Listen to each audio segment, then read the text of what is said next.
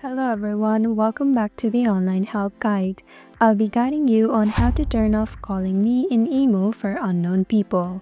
Let's get started. Start by opening the emo app on your device.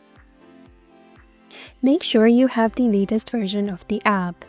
Now tap on your profile at the top left. Tap on Security and Privacy. Scroll down.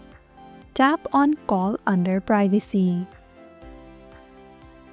Here, there are a few options on who can call you: everyone, your contacts, selected people, and no one. Tap on Nobody.